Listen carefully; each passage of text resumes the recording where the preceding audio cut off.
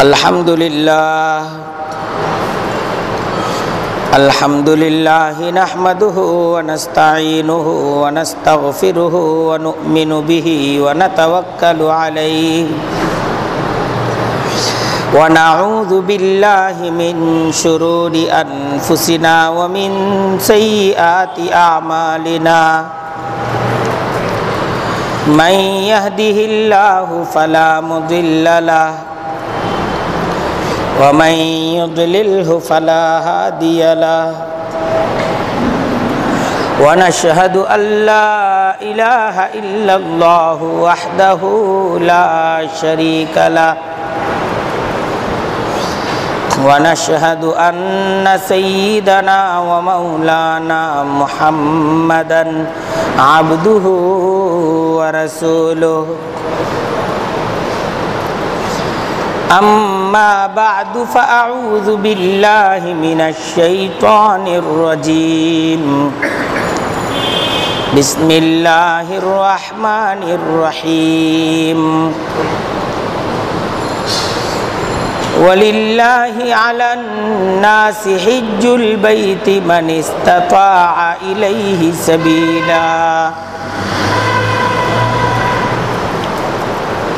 Sadaqallahul azim wa sadaqa rasuluhun nabiyyul karim wa nahnu ala dhalika laminash shahidina wasyakirin walhamdulillahi rabbil alamin Subhanaka la ilma lana illa ma 'allamtana innaka antal alimul hakim Rabbi shrah li sadri wa yassir li amri wahlul 'uqdatam min lisani yafqahu qawli আল্লাহ তাআলার দরবারে শুকরিয়া আদায় করছি। আজ পবিত্র জুমার দিন, জুমার খুতবা শোনার আলোচনার মজলিসে আমরা একত্রিত হতে পেরেছি। আল্লাহ তাআলার দরবারে শুকরিয়া আদায় করছি, আলহামদুলিল্লাহ। দরুদ এবং সালাম পেশ করছি নবিয়ুনা ওয়া সাইয়্যিদুনা মুহাম্মাদুর রাসূলুল্লাহ সাল্লাল্লাহু আলাইহি ওয়াসাল্লামের প্রতি। আল্লাহ তাআলা আমাদেরকে যার উম্মত করে সৌভাগ্যবান করেছেন,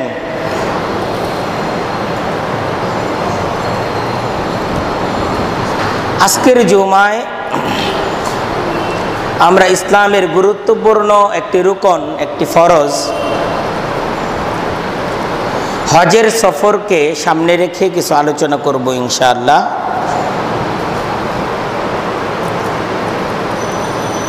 হজ ইসলামের গুরুত্বপূর্ণ একটি রুকন। সামর্থ্যবান ব্যক্তিদের উপর হজ এটা ইসলামের একটি ফরজ বিধান। হজ হলো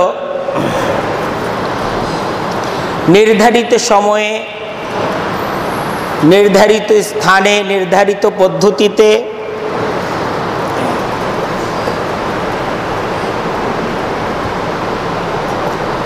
নির্ধারিত সময়ে, নির্ধারিত কয়েকটি দিনে, স্থানটাও নির্ধারিত, পবিত্র মক্কাতুল মুআজ্জমায় কাবা ঘরকে কেন্দ্র করে কিছু ইবাদত, আরাফা, মিনা, মুজদালিফায় এই সমস্ত বরকতপূর্ণ স্থানসমূহে কিছু ইবাদত, এবং এই সে ইবাদত নির্ধারিত পদ্ধতিতে পালন করা, এটা কি হজ বলা হয়। এবং পবিত্র মক্কা মুআজ্জমায় পৌঁছার সামর্থ্য রাখেন এমন সমস্ত মুসলিম পুরুষ এবং মুসলিম নারী, তাদের জন্য জীবনে একবার এই হজ এটা আদায় করা, এটা হলো ফরজ। আর যাদের সামর্থ্য আছে তারা বারবার যাবে, এবং একাধিকবার হজ পালন করা এটা একটা মুস্তাহাব আমল।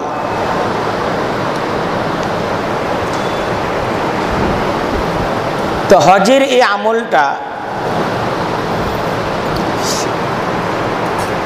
এটা নির্ধারিত কিছু নিয়ম কানুন আছে। নির্ধারিত স্থান থেকে ইহরাম বাঁধতে হয়, এবং ইহরাম বাঁধার মাধ্যমেই হজের সফর এবং হজের আমল শুরু হয়।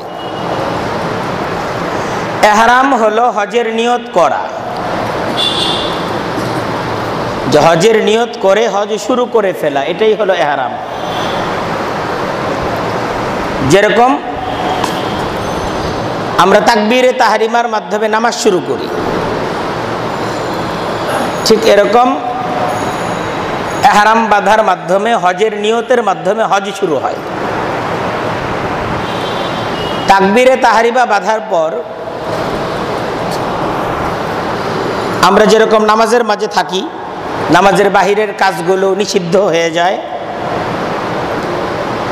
নামাজের বাহিরের কাজগুলো করা যায় না, ঠিক এরকম ইহরাম বাঁধার পর একজন ব্যক্তি সে হজের আমলের মাঝে প্রবেশ করে ফেলে, তখন তার জন্য বাহিরের কাজ করা নিষিদ্ধ। যে সমস্ত কাজগুলো করা নিষেধ, ওই সমস্ত কাজগুলো করা যাবে না। নির্ধারিত পদ্ধতিতে কাবা, আল্লাহর ঘর, বাইতুল্লাহ, এটাকে তোয়াফ করা,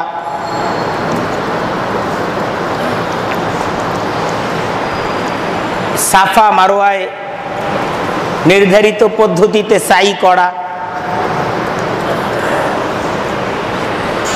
মিনা, মুজদালিফা, আরাফা, এ সমস্ত বরকতপূর্ণ স্থানগুলোতে নির্ধারিত সময়ে অবস্থান করা,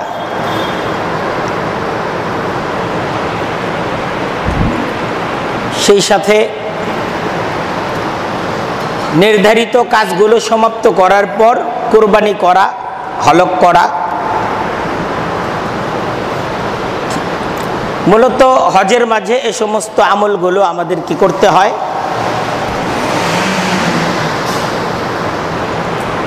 সবচেয়ে বড় বিষয় হলো এই সমস্ত আমলগুলো এটাকে রুজু ইলাল্লাহ, এনাবাত ইলাল্লাহ, আল্লাহর দিকে মুতাওয়াজ্জহ হয়ে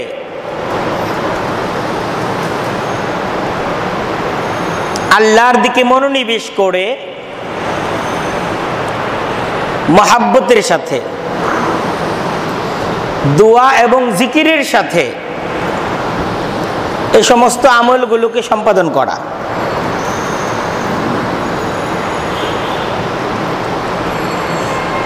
আল্লাহ তাআলা বরকতপূর্ণ স্থানগুলো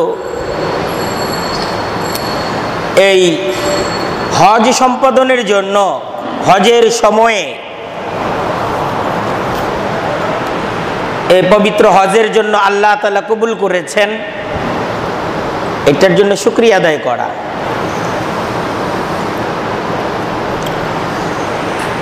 তো প্রত্যেকটা মুসলমান তার দিলের মাঝে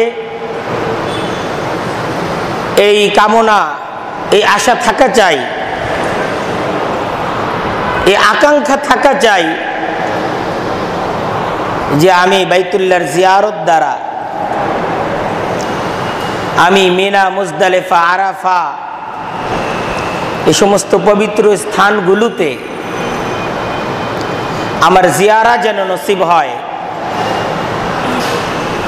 পবিত্র হজ এটা যেন আমার নসিব হয়, এই ধরনের একটা মনের মাঝে ইচ্ছা রাখা এটা উচিত।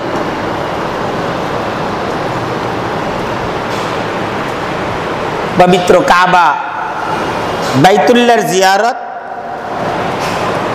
যেই বাইতুল্লাহকে একমাত্র আল্লাহ তাআলার উপাসনার জন্য যে ঘরকে নির্মাণ করা হয়েছে,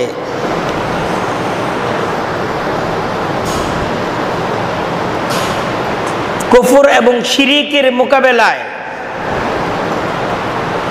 আল্লাহর উপাসনার জন্য, আল্লাহর ইবাদতের জন্য যেই ঘর নির্মাণ করা হয়েছে সে ঘর হলো বাইতুল্লাহ।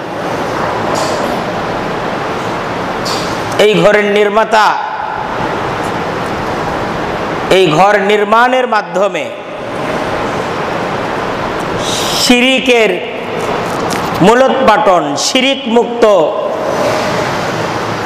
যে তৌহিদ, যে একত্ববাদের বিশ্বাস, এটা যেন প্রচার হয়, সেজন্য এ ঘর নির্মাণ করেছিলেন কে? হযরতে ইব্রাহিম আলাইহিস সালাতু ওয়াস সালাম।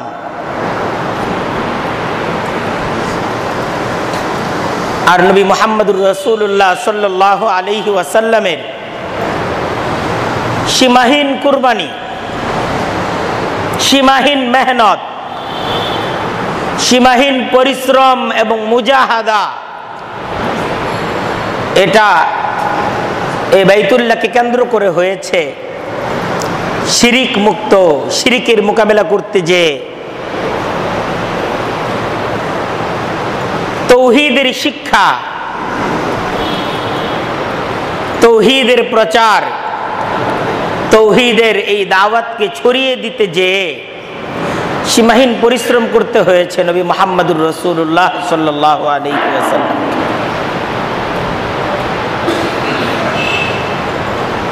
এ ঘর হলো যে ঘরকে কেন্দ্র করে তৌহিদ প্রতিষ্ঠিত হবে, যে তৌহিদ প্রতিষ্ঠার জন্য আল্লাহ তাআলা যুগে যুগে নবীদেরকে পাঠাইছেন। আর নবীরা তাদের কুরবানি পেশ করছেন, তাদের শ্রম মেহনত পেশ করছেন তৌহিদ প্রতিষ্ঠা করতে যে। আল্লাহ তাআলা কোরআনে কারীমের মাঝে ইরশাদ করেন, ইন্না আউওয়ালা বাইতিন wuji'a lin-nas lalladhi bi Bakkata mubarakan wa hudan lil alamin। ইন্না আউওয়ালা বাইতিন, আল্লাহ বলতেছেন সর্বপ্রথম ঘর, wuji'a lin-nas lalladhi bi Bakkata,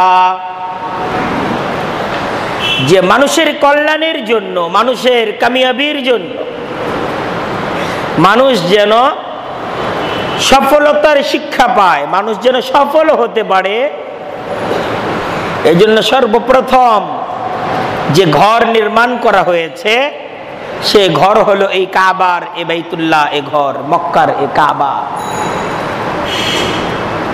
মুবারাকান, আল্লাহ বলতেছেন এ ঘর বরকতপূর্ণ ঘর। ওয়াহুদান লিল আলামিন, পূর্ণ জগৎবাসীর জন্য এই ঘরকে কেন্দ্র করে হেদায়েত আছে। আল্লাহু আকবার।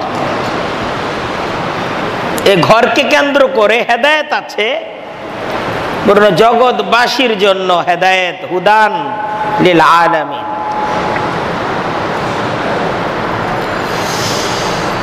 ফীহি আয়াতুম বাইয়িনাত মাকামু ইব্রাহিম, যে এখানে সুস্পষ্ট নিদর্শন আছে। আল্লাহ বলতেছেন ফীহি আয়াতুম বাইয়িনাত, সুস্পষ্ট নিদর্শন আছে এখানে। মাকামু ইব্রাহিম, এখানে হযরত ইব্রাহিম আলাইহিস সালামের স্মৃতি চিহ্ন আছে। মাকামে ইব্রাহিম এখানে আছে।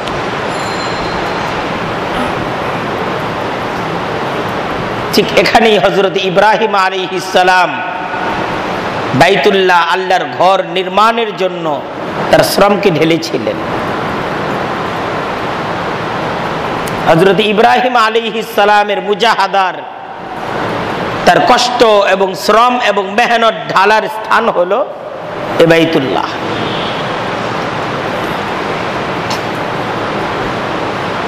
এই ঘরকে হযরত ইব্রাহিম আলাইহিস সালাম নির্মাণ করেছিলেন। وَإِذْ يَرْفَعُ إِبْرَاهِيمُ الْقَوَاعِدَ مِنَ الْبَيْتِ وَإِسْمَاعِيلُ رَبَّنَا تَقَبَّلْ مِنَّا إِنَّكَ أَنْتَ السَّمِيعُ الْعَلِيمُ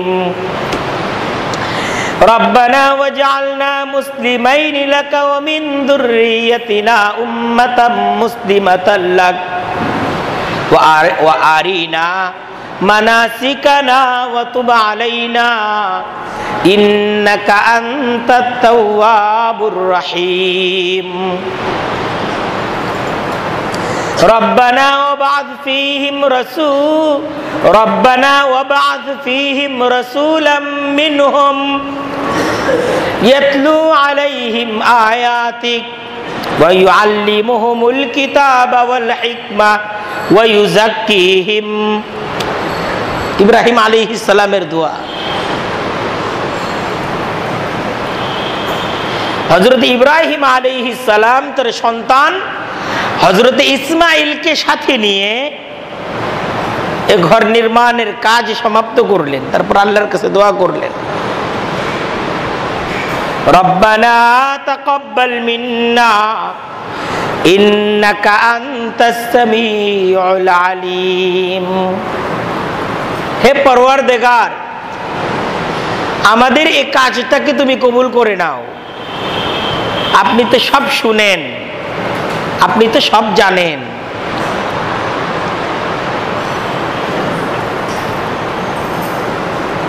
রব্বানা ওয়াজআলনা মুসলিমাইনি লাকা, যে হে পরওয়ারদিগার, আমাদেরকে আপনি আপনার প্রতি আত্মসমর্পিত বানিয়ে নিন। নবী দোয়া করতেছেন আল্লাহর কাছে, আমাদেরকে মুসলিম বানিয়ে নিন। ওয়াজআলনা মুসলিমাইনি লাকা, আমাদেরকে মুসলিম বানিয়ে নিন, আমাদেরকে আপনার প্রতি আত্মসমর্পিত বানিয়ে নিন। ওয়ামিন যুররিয়াতিনা উম্মাতাম মুসলিমাতাল লাক, আল্লাহ আমাদের পরবর্তীতে আমাদের যে বংশধর আসবে আপনি তাদেরকেও আপনার প্রতি আত্মসমর্পিত বানিয়ে নিন। নবী দোয়া করতেছেন। ওয়া আরিনা, হে পরওয়ারদিগার, আমাদেরকে দেখিয়ে দিন। ওয়া আরিনা মানাসিকানা, ওয়া আরিনা মানাসিকানা, আমাদেরকে আমাদের ইবাদত করার, আপনার আনুগত্য করার পদ্ধতি আমাদেরকে দেখিয়ে দিন, আমাদেরকে শিখিয়ে দিন। দোয়া করতেছে।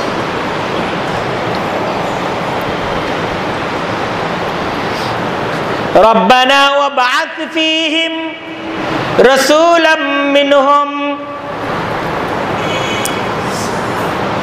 রব্বানা, হে পরওয়ারদিগার, ওয়াবআথ ফীহিম, আপনি আমার পরবর্তী প্রজন্ম তাদের মাঝে, তাদেরই মধ্য থেকে একজন রসুল আপনি প্রেরণ করুন।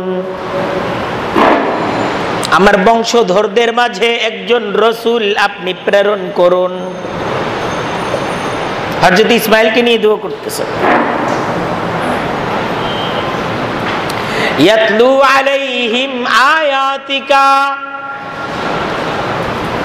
যে রসুল এই অধিবাসীদের কাছে আপনার আয়াত তেলাওয়াত করে শোনাবে, আপনার আয়াত তেলাওয়াত করে শোনাবে। ঘর নির্মাণ করার পর তিনি দোয়া করতেছেন, আল্লাহ আপনার কথাগুলো শোনাবে, আপনার পয়গাম পরবর্তী প্রজন্ম তাদের কাছে পৌঁছাবে। এই ঘরকে কেন্দ্র করে, এই ঘরের অধিবাসীদের মধ্য থেকে আপনি একজন রসুল পাঠান, যার মাধ্যমে তৌহিদ প্রতিষ্ঠিত হবে,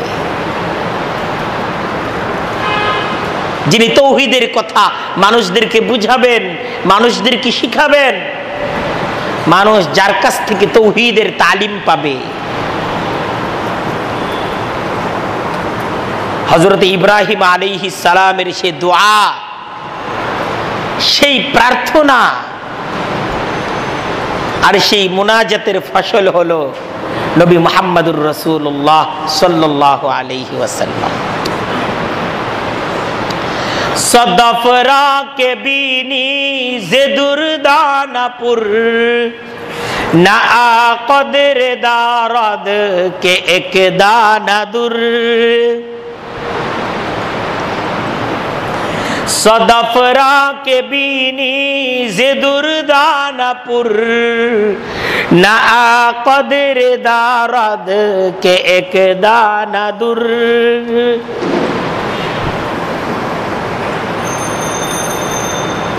तू आदुर मकनून एक दानाई कि पैराए मुल्केरा दानाई।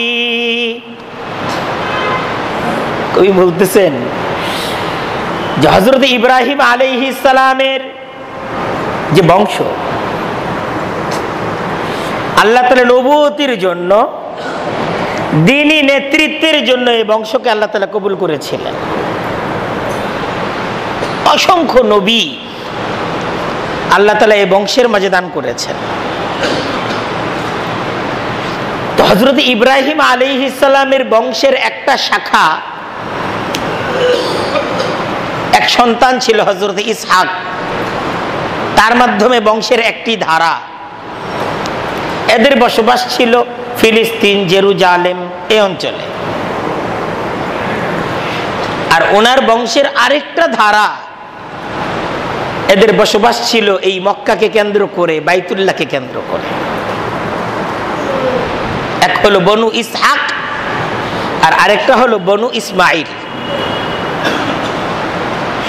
এই হযরত ইসহাক আলাইহিস সালাম এই ধারায় হযরত ইব্রাহিম আলাইহিস সালাম থেকে নবী মুহাম্মদুর রাসূলুল্লাহ সাল্লাল্লাহু আলাইহি ওয়াসাল্লাম পর্যন্ত প্রায় 4000 বছরে প্রায় 2000 নবী আল্লাহ তাআলা পাঠিয়েছে। আনুমানিক অসংখ্য নবীদেরকে পাঠাইছে। আর এই ধারায় আল্লাহ তাআলা আর কোন নবী প্রেরণ করেন নাই। কিন্তু সাইয়্যিদুল আম্বিয়া, খাতামুন নবিয়্যিন, হাবিবুর রাব্বিল আলামিন নবী মুহাম্মদুর রাসূলুল্লাহ সাল্লাল্লাহু আলাইহি ওয়াসাল্লাম তাকে সর্বশেষ নবী হিসেবে এবং ইব্রাহিমী দ্বীনের কিয়ামত পর্যন্ত যে এই তৌহিদের ধারা, এই ধারাকে অক্ষুণ্ণ রাখার আপনার বড় ধরনের জিম্মাদারি দিয়ে আল্লাহ তাআলা নবী মুহাম্মদুর রাসূলুল্লাহকে বনু ইসমাইলের মাঝে আল্লাহ তাআলা প্রেরণ করেন। এই কাবা হলো আপনার সেই কল্যাণ, সেই বরকত আর আল্লাহ তাআলার প্রতি আমাদের যে সীমাহীন ভালোবাসা এবং মহাব্বত, এটাকে প্রকাশ করার কেন্দ্র হলো কাবা।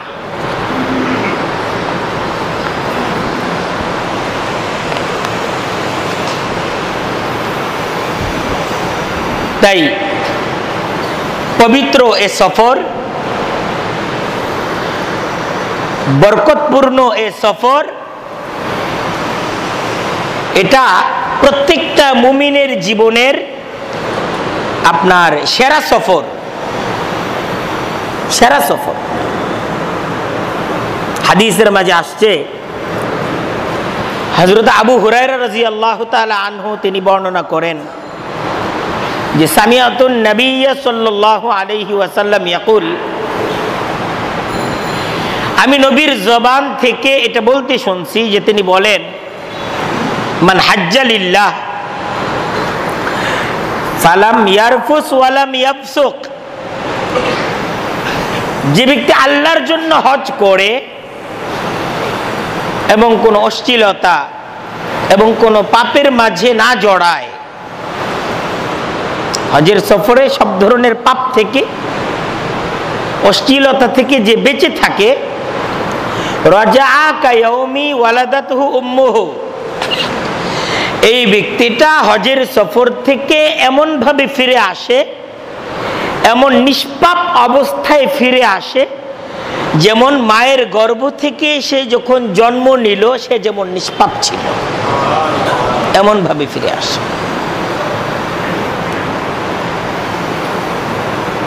আমরা চাই না? আমরা চাই?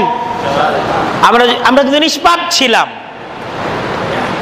আমাদের যখন জন্ম হয়েছিল, আল্লাহ আমাদেরকে যখন এই পৃথিবীতে পাঠিয়েছিলেন, আমরা কিন্তু সবাই নিষ্পাপ ছিলাম না? আমরা কিন্তু কোনো পৃথিবীতে আমরা যখন এসেছি নিষ্পাপ অবস্থায় পৃথিবীতে এসেছি, মাসুম অবস্থায় এসেছি।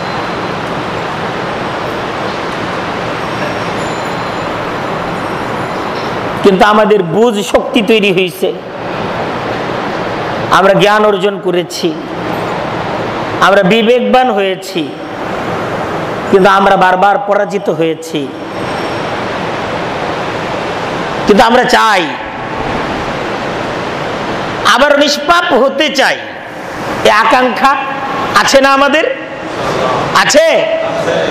এই সুযোগ হলো পবিত্র, আল্লাহ তাআলা এই সুযোগ আমাদের জন্য রেখেছেন যে আমরা আবার ঠিক সেই নিষ্পাপ অবস্থায় ফিরে যাব। মায়ের গর্ভ থেকে যেদিন আমাদের জন্ম হয়েছিল সেদিন আমরা যেমন নিষ্পাপ ছিলাম সে অবস্থাটায় আবারও ফিরে যাব। সেই সুযোগটাই আল্লাহ তাআলা রেখেছেন এই হজের মাধ্যমে।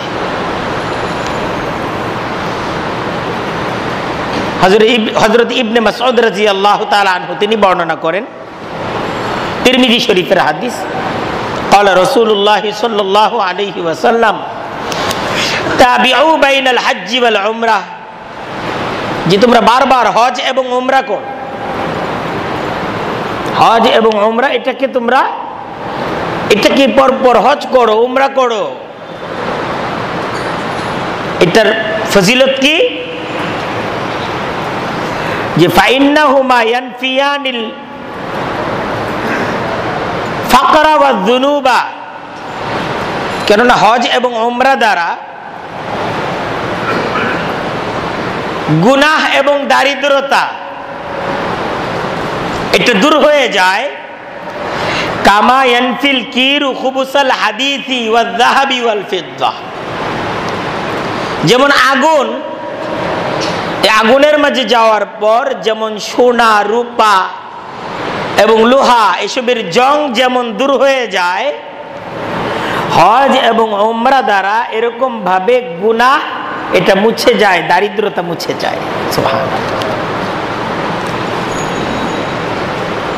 এবং হাদিসের মাঝে আসছে, ওয়ালাইসা লিল হজ্জাতিল মাবরুরা সওয়াবুন ইল্লাল জান্নাহ,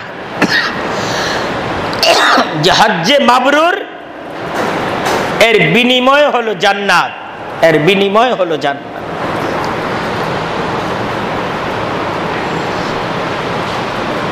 তো হাদিস আমাদেরকে দাওয়াত দিচ্ছে যে হজ হলো জীবনের এমন বরকতপূর্ণ, এমন শ্রেষ্ঠতম সফর, যে সফর দ্বারা আমাদের পবিত্রতা অর্জিত হবে, গুনাহ থেকে পবিত্রতা অর্জিত হবে, নতুন এক নিষ্পাপ জীবন আমাদের অর্জিত হবে এই হজের সফরের মাধ্যমে। এবং উমরা এটাও নির্ধারিত কিছু আমল, যে কোনো সময় এটা করার নিয়ত করা যায়। এই উমরাটাও ফজিলতপূর্ণ। যে এক উমরা এর পরবর্তী উমরা এর মাঝখানের গুনাহগুলোকে মুছে দেয়। তা আমাদেরকে এটা বুঝতে হবে যে পবিত্র হজের এ সফর এটা শুধুমাত্রই বিদেশ সফর না।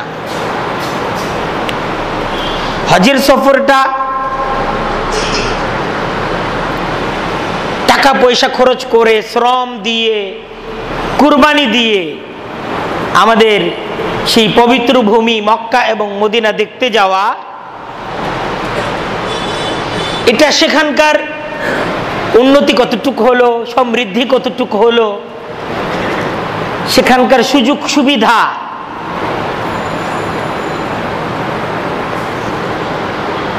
সেখানকার চলাফেরা, রাস্তাঘাট, এটা শুধুমাত্র দেখার জন্য আসলে আমাদের মক্কা যাওয়া না, এটা বুঝতে হবে।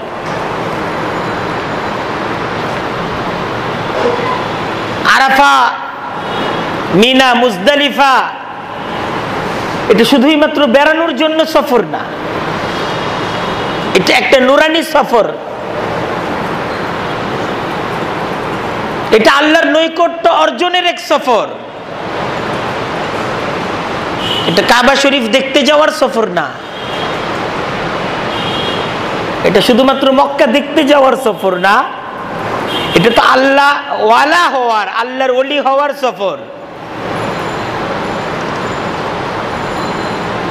সেখানে যাওয়া, এই যে টাকা পয়সা খরচ হচ্ছে, এটা আল্লাহর সন্তুষ্টি অর্জনের জন্য আমি খরচ করতেছি, সুযোগ সুবিধা পাওয়ার জন্য না। সুযোগ সুবিধা কি আসলো এটা বড় বিষয় না। আমার এই সফরের সফলতা এটা হলো মাকসাদ। আগে আমাকে নির্ধারিত করতে হবে যে আল্লাহর সন্তুষ্টি, এটা হলো মাকসাদ। আমার চোখের পানির দ্বারা, আমার শ্রম, আমার কুরবানি দ্বারা, আমার কষ্ট আর মুজাহাদার দ্বারা আল্লাহর সন্তুষ্টি অর্জন করা, সেখানকার সেবা নেওয়ার জন্য না। আমার সেই সফর হলো সেবা করার জন্য। এ সফর হলো দুয়ার সফর। পবিত্র হজের সফর হলো দুয়ার সফর। এ সফর হলো ইস্তিগফারের সফর। হজের সফর ইস্তিগফারের সফর। আরাফা এটা তো দোয়া আর ইস্তিগফারের ময়দান। মিনা এটা তো দোয়া আর ইস্তিগফারের ময়দান। মুজদালিফা এটা দোয়া আর ইস্তিগফারের ময়দান। আল্লাহ রসুল সাল্লাল্লাহু আলাইহি ওয়াসাল্লাম এ আরাফায়, এ মিনায়, এ মুজদালিফায় এই দিনগুলোতে তিনি অবস্থান করে প্রত্যেকটা মুহূর্ত সময় কিভাবে তিনি অতিবাহিত করেছেন। সাহাবায়ে কেরাম ওনারা যখন এই জায়গায় সফর করছেন, কি অনুভূতি নিয়ে সফর করছেন। আল্লাহ তাআলা আমাকে সেই ময়দানে উপস্থিত করেছেন। এ মিনার এই দুই দিকের পাহাড়গুলো সাক্ষী যে এখানে নবী মুহাম্মদুর রাসূলুল্লাহ এই উম্মতের জন্য অশ্রু ঝরাইছে। এই আরাফার এই ময়দানে সাইয়্যিদুনা ওয়া নবিয়্যুনা নবী মুহাম্মদুর রাসূলুল্লাহ সাল্লাল্লাহু আলাইহি ওয়াসাল্লাম এই উম্মতের জন্য চোখের পানি ফেলছেন এই ময়দানে। তা আমি যাচ্ছি, অন্তত নিজের জন্য চোখের পানি ফেলি, নিজের জন্য, উম্মতের জন্য। এ ময়দানে যাওয়া হলো চোখের পানি ফেলার জন্য যাওয়া। এ ময়দানে যে চোখের পানি পড়লো এর সাথে নাজাতের সম্পর্ক আছে, মুক্তির সম্পর্ক আছে।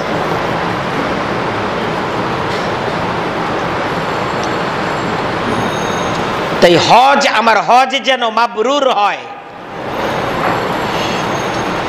এটার জন্য আগে থেকেই মানসিকতা তৈরি করতে হবে। একটা হজের নিয়ত করতে হবে। আল্লাহ তাআলা যাদেরকে সামর্থ্য দিয়েছেন তাদেরকে তো অতি দ্রুত নিয়ত করতে হবে, আর যাদের সামর্থ্য নেই তাদেরও আল্লাহর কাছে চোখের পানি ফেলতে হবে যে আল্লাহ সামর্থ্য দাও।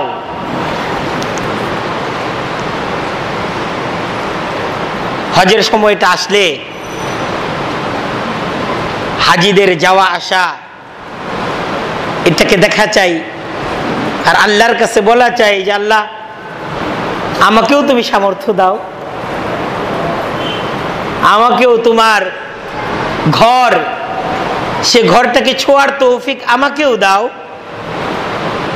মিনা, মুজদালিফা, আরাফায় আমার দুইটা চোখ থেকে 2 ফোঁটা পানি, আল্লাহ আমাকেও তুমি সে পানি ফেলার সুযোগ আমাকেও তুমি দাও, সে প্রার্থনা করতে হবে।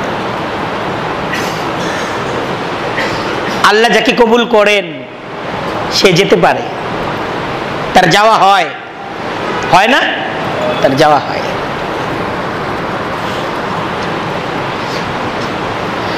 আমার হজটা যেন মাবরুর হয়,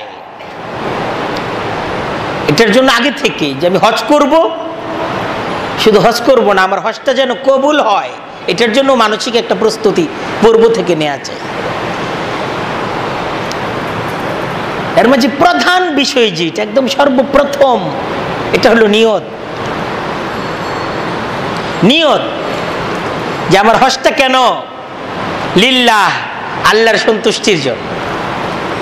আল্লাহ রাসূল সাল্লাল্লাহু আলাইহি ওয়াসাল্লাম হজের সময় বারবার বলতেন, হজের সময় এটা বারবার বলতেন, আল্লাহুম্মা হাযিহি হাজ্জা লা রিয়াআ ওয়ালা সুমআতা, যে হে পরওয়ারদিগার আল্লাহ, আল্লাহুম্মা, আল্লাহ রাসূলের দোয়া ছিল এটা, হাযিহি হাজ্জা, যে আল্লাহ এটাকে হজ হিসেবে কবুল করে নেন। লা রিয়াআ ওয়ালা সুমআ, কোনো প্রসিদ্ধি অর্জন করার জন্য নয়, এটা দেখাবার জন্য নয়, এটা খ্যাতি অর্জনের জন্য নয়, এটা কাউকে দেখাবার জন্য নয়, এটা কোনো খ্যাতি অর্জনের জন্য নয়, এটা কেন? আল্লাহর সন্তুষ্টি অর্জনের জন্য। আলা লিল্লাহি দ্বীনুল খালিস, যে আল্লাহর জন্য যে ইবাদত হবে এটা শুধুই আল্লাহর জন্য হবে। আল্লাহ সেই ইবাদতকে কবুল করেন যে যেটা শুধুই আল্লাহর জন্য হয়। তাই মন থেকে ঝেড়ে ফেলতে হবে, নিজের আমিত্বকে ঝেড়ে ফেলতে হবে, এটাকে ঝেড়ে ফেলতে হবে যে আমি টাকা দিয়ে এসেছি, বরং এটাকে মনের মাঝে বসাতে হবে আমি ক্ষমার জন্য এসেছি। নকিশওয়ার খুদায়াম না ফরমাদে হাম, একে আজ গুদায়া না ইদর গাম। নকিশওয়ার খুদায়াম না ফরমাদে হাম, একে আজ গুদায়া না ইদর গাম।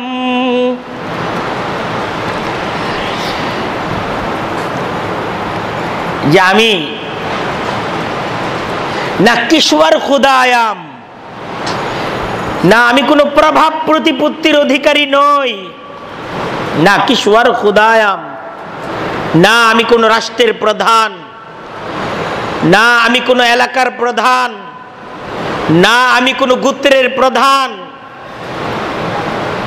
হ্যাঁ, না আমি কোনো দলের প্রধান, না কিশোর খুদায়াম না ফরমাদে হাম, আমি কোনো প্রভাব প্রতিপত্তির অধিকারী আমি কিছু নই।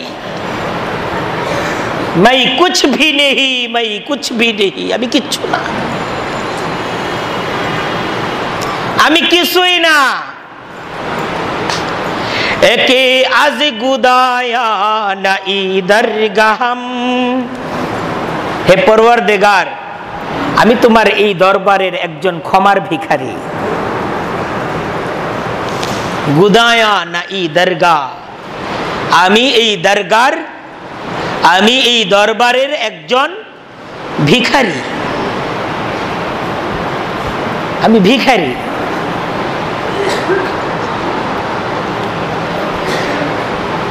ভিখারি বনকে আয়া হো,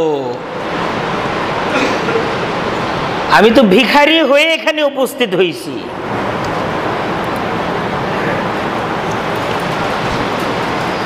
इलाही तेरी चौकट पर भिखारी बन के आया हो, আল্লাহ তোমার এই চৌকাঠে, তোমার দরবারে, তোমার ঘরের কাছে আমি ভিখারি হয়ে উপস্থিত হয়েছি, আমি ভিখারি হয়ে এখানে উপস্থিত হয়েছি। दौलत न कोई जाहो हशम मांग रहा हो, मैं साये देवारे हरम मांग रहा हो, আমি এই ঘরের একটু ছায়ার নিচে কিছুটা সময়ের জন্য আশ্রয়, আমার এই আশ্রয় এটাই আমার সবচেয়ে মূল্যবান সম্পদ, এটি আমার সবচেয়ে মূল্যবান সম্পদ। আল্লাহ আমার পদ কিছু না,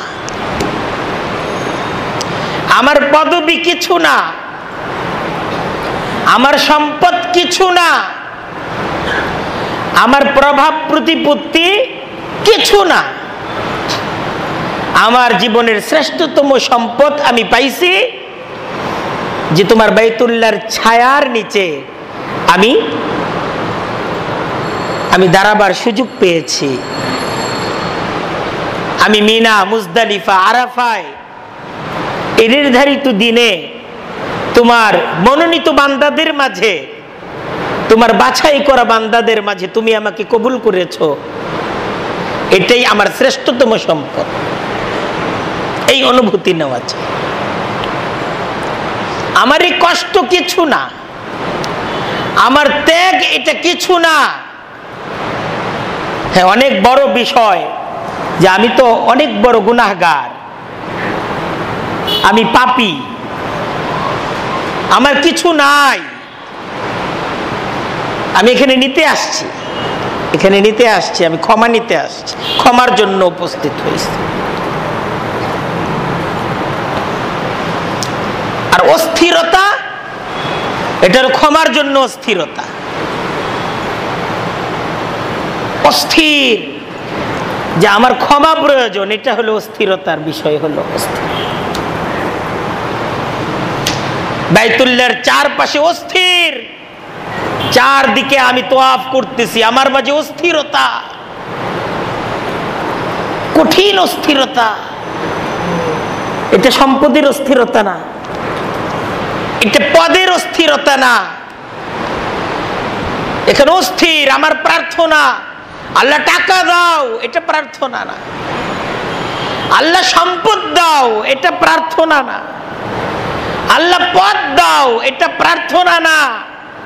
সেখানের প্রার্থনা হলো রব্বানা যালামনা আনফুসানা ওয়া ইল্লাম তাগফির লানা ওয়া তারহামনা লানাকুনান্না মিনাল খাসিরিন।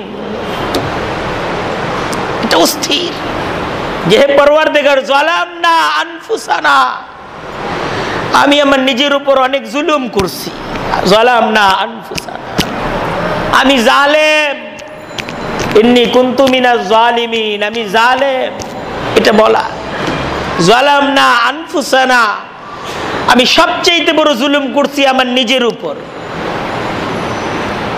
ওয়া ইল্লাম তাগফির লানা ওয়া তারহামনা, আল্লাহ আপনি যদি আমাকে ক্ষমা না করে দেন, আমাকে আপনি যদি রহম না করেন, লানাকুনান্না মিনাল খাসিরিন, আমি ক্ষতিগ্রস্ত হয়ে যাব, আমার অনেক বড় ক্ষতি হয়ে যাবে। আমাকে যদি ক্ষমা না করেন, আমাকে যদি আগের অবস্থায় আপনি ফিরিয়ে দেন, আমি এখানে আসলাম গেলাম, আমি যদি আগের মতোই থাকি, তাহলে আমার চাইতে বড় ক্ষতিগ্রস্ত কেউ নাই, তাহলে আমি ক্ষতিগ্রস্ত।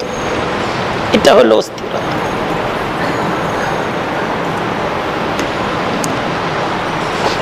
অস্থিরতা হলো নিজের জন্য অস্থিরতা, অস্থিরতা হলো আখিরাতের জন্য অস্থিরতা। দেখেন, হজ এটা একটা আমল, ইসলামের গুরুত্বপূর্ণ একটা আমল।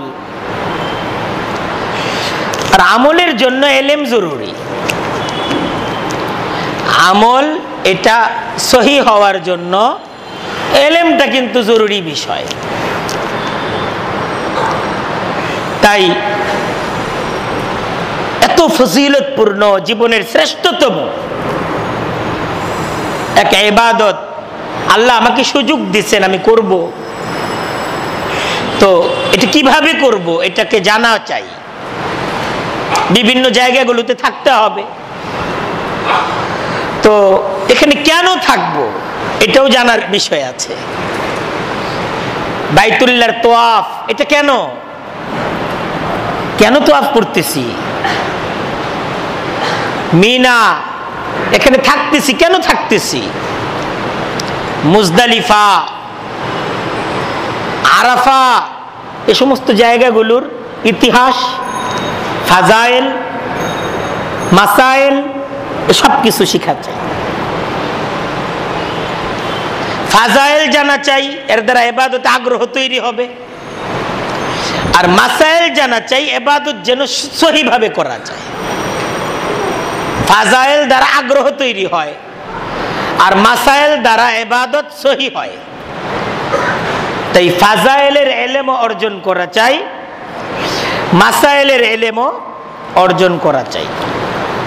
এত টাকা খরচ করে, এত কষ্ট করে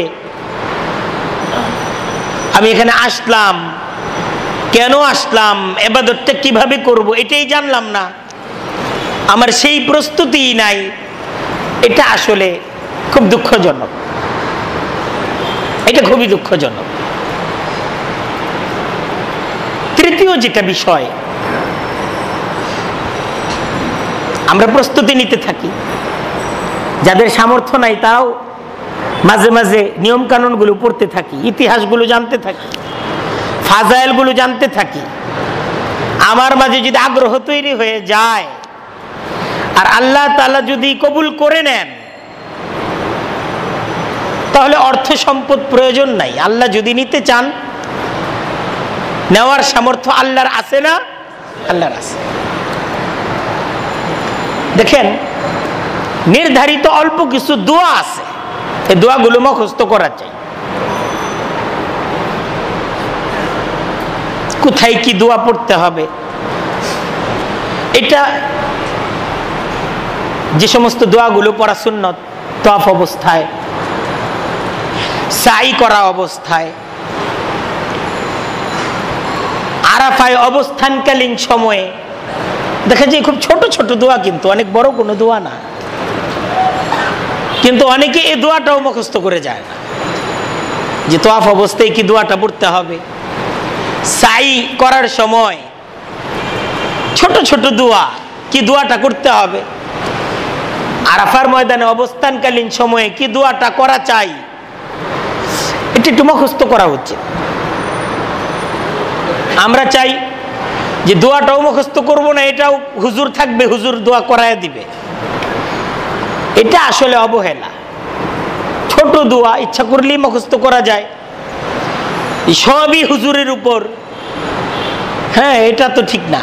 কিছু নিজেও করার কি চাই, প্রস্তুতি নেওয়া চাই। এত টাকা খরচ করে আমি যাচ্ছি, কিন্তু ইবাদত সব হুজুরের কাঁধে।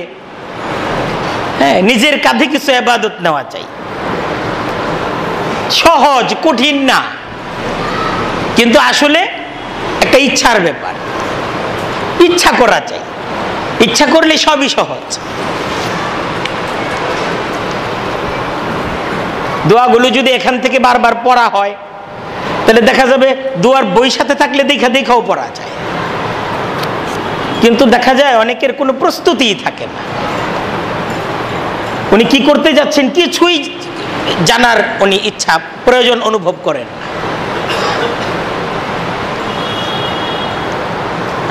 শুরু থেকে শেষ পর্যন্ত, সফরের একদম প্রথম থেকে শেষ পর্যন্ত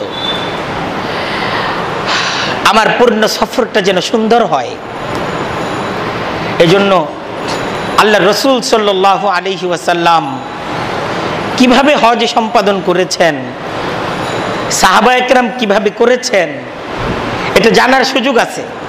আমরা হাদিসের কিতাব খুললেই কিন্তু সে হাদিসগুলো পাবো যে আল্লাহ রসুল কিভাবে এই ইবাদতকে পালন করেছেন, এটা পাওয়া যাবে। এটাকে গুরুত্ব সহকারে পড়া চাই, এটাকে গুরুত্ব সহকারে পড়া চাই। এটা হলো প্রস্তুতি, এটা হলো প্রস্তুতি। আর যে সমস্ত ভাইরা যাচ্ছেন এবং ভবিষ্যতেও যারা যাবেন, দেখেন হজ কার জন্য বলেন? কার জন্য? আল্লাহর জন্য। তাহলে ছবি তোলা হয় কার জন্য? আমি যে বাইতুল্লাহর চারপাশে তোয়াফ করছি, এটা আল্লাহ দেখতেছেন না? তাহলে আমি ছবি তুলতেছি কাকে দেখার জন্য? আল্লাহকে দেখাবো। মিনা, মুজদালিফা, আরাফায় একদম সফরের শুরু থেকে, ইহরাম বাঁধার পর থেকে অনেককে দেখা যায় যে প্রথম থেকেই ওনারা হলো একটা ছবি তোলার ফিকির করতে থাকে, যে ইহরাম বাঁধা অবস্থায় ছবি, বাইতুল্লাহর সামনে যে ছবি, হ্যাঁ, আরাফা, মিনা, মুজদালিফায়, হ্যাঁ, ছবি তোলা। একবারও এটা ভাবা হচ্ছে না যে কোনো ক্ষতি হচ্ছে কিনা আমার ইবাদতের, আমার ইবাদতের কোনো ক্ষতি হচ্ছে কিনা, এটা ভাবতেছেন। আল্লাহ রসুল তিনি দোয়া করতেছেন, আল্লাহুম্মা হাদিহি হাজ্জা, আল্লাহ হজ হিসেবে এটাকে কবুল করেন। আমি তো হজ করতে আসছি, লা রিয়া, না কাউকে দেখাবার আমার প্রয়োজনীয়তা নেই, আমার কোনো সুখ্যাতির প্রয়োজনীয়তা নেই, ছবি তো তুলতেছি দেখানোর জন্য। তাহলে এর দ্বারা আমার ইবাদত, আমার নিয়ত ক্ষতিগ্রস্ত হচ্ছে না? বলেন। আর অধিকাংশ সময় দেখা যায় যে এত ছবি তোলা হয়, এই ছবি নিজেরও দেখা হয় না, আর কার ঠেকা লাগছে এই ছবি দেখতে, এখন সবাই ব্যস্ত, ছবি অ্যালবামেই থাকে।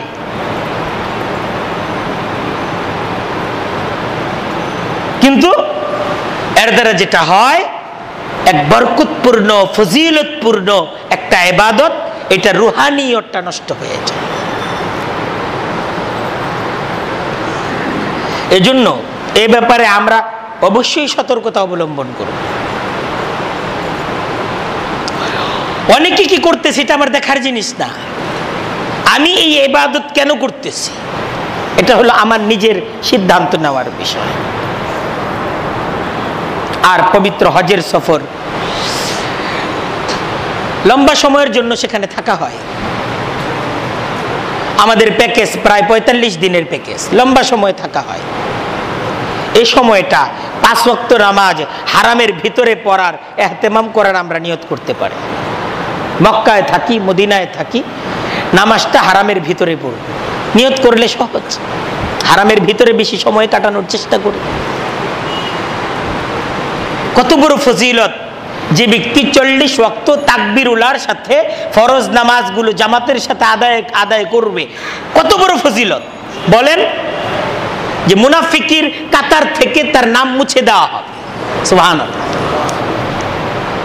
আর এটা যদি হয় যে 40 ওয়াক্ত নামাজ একদম তাকবীরুল্লাহর সাথে আমি আদায় করেছি, কোথায়? একদম বাইতুল্লাহ। এবং এই সফরের মাঝে মসজিদে নববীর জিয়ারা আমাদের নসিব হবে। যে কয়েকদিন মসজিদে নববীতে থেকেছি, মদিনায় থেকেছি, মসজিদে নববীর ভিতরে আমি একদম তাকবীরুল্লাহর সাথে আমি আমার নামাজগুলোকে আদায় করেছি, এটার ইহতেমাম ইচ্ছা করলে আমরা করতে পারি। আল্লাহ তাআলা আমাদের সবাইকে এ সফরের জন্য কবুল এবং মঞ্জুর করুক। যাদেরকে আল্লাহ তাআলা কবুল করেছেন তাদেরকে হজ্জে মাকবুল, হজ্জে মাবরুর আল্লাহ তাআলা নসিব করুন। আর আমরা যারা এখনো যেতে পারি নাই বা গিয়েছি, এবছর যেতে পারছি না, আল্লাহ তাআলা আমাদেরকে বারবার যাওয়ার জন্য তৌফিক দান করুক এবং হজ্জে মাকবুল, হজ্জে মাবরুর আল্লাহ তাআলা নসিব করুক। ওয়া আখিরু দাওয়ানা আনিল হামদুলিল্লাহি রাব্বিল আলামিন।